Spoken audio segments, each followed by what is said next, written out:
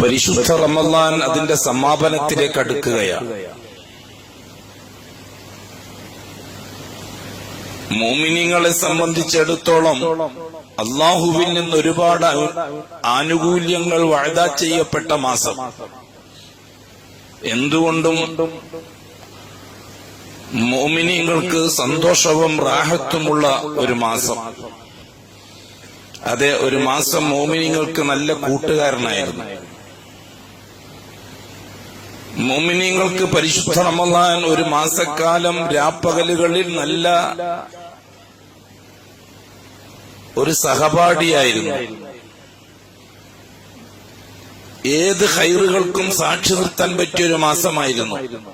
ഷർറുകളോട് വിട പറയാൻ, ദുഃഖങ്ങളില്ലാത്ത, പ്രയാസങ്ങളും വേദനകളും നോവുകളുമില്ലാത്ത, സന്തോഷങ്ങളും പ്രതീക്ഷകളും അതിനേക്കാളേറെ ആഗ്രഹങ്ങളും തർഗീബാത്തുകളും നിറഞ്ഞു നിന്നൊരു മാസമായിരുന്നു മുഅ്മിനീങ്ങൾക്ക്.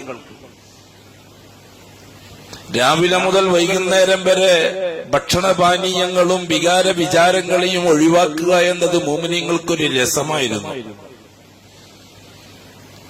ഉണർവും ഉറക്കും രണ്ടും റാഹത്തായിരുന്നു. അതുകൊണ്ട് തന്നെ ആരിഫുകൾ റമളാൻ മാസത്തെ ഒരു നല്ല കൂട്ടുകാരനായിട്ട് കണ്ടു. ആ റമളാൻ മാസത്തിന്റെ വിടവാങ്ങൽ അസഹ്യമായി തോന്നിയവർക്ക് യാത്ര പറയുന്നൊരു കൂട്ടുകാരനോടെന്നോണം അവർ പരിശുദ്ധ റമളാന് യാത്ര പറഞ്ഞു. അവര് പറയുമായിരുന്നു, അസ്സലാമു അലൈക യാ ശഹ്റ റമളാൻ. ഹോ റമളാൻ, പോകുകയാണോ?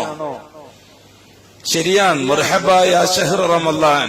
തുടക്കത്തിൽ രണ്ട് കൈയും നീട്ടി ഉടമസ്ഥനായ റബ്ബിൽ നിന്ന് ആശയോടെ ആഗ്രഹത്തോടെ കൈനീട്ടി വാങ്ങിയതായിരുന്നു ഈ പരിശുദ്ധ റമളാനിനെ. അതെ, പോയതറിഞ്ഞില്ല. രാപ്പകലുകൾ നീങ്ങിയത് മനസ്സിലായില്ല. നീളമുള്ള പകലാണെങ്കിലും ഒരിക്കലും ഒരു പ്രയാസവും തോന്നിയില്ല. അതിനേക്കാൾ ഏറെ ചൂടുള്ള രാത്രികളാണെങ്കിലും ഒരു വിഷമവും തോന്നിയില്ല. പകലുകളെ സന്തോഷത്തോടെ സ്വീകരിച്ചു ഭൂലോകത്തുള്ള മുഅ്മിനുകൾ. രാത്രികാലങ്ങളെ അതിനേക്കാൾ ഏറെ രണ്ട് കൈയും നീട്ടി സ്വീകരിച്ചു മുഅ്മിനീങ്ങൾ. ക്ഷീണമോ ഉറക്കമോ ഒരു പ്രശ്നമായിരുന്നില്ല. അതിനപ്പുറം ക്ഷീണവും ഉറക്കവും ശരീരത്തിനൊരു ഭാരവുമായിരുന്നില്ല.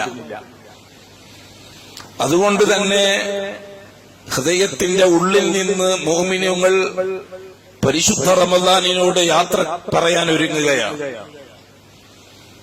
ദിവസങ്ങൾ മാത്രം ബാക്കി.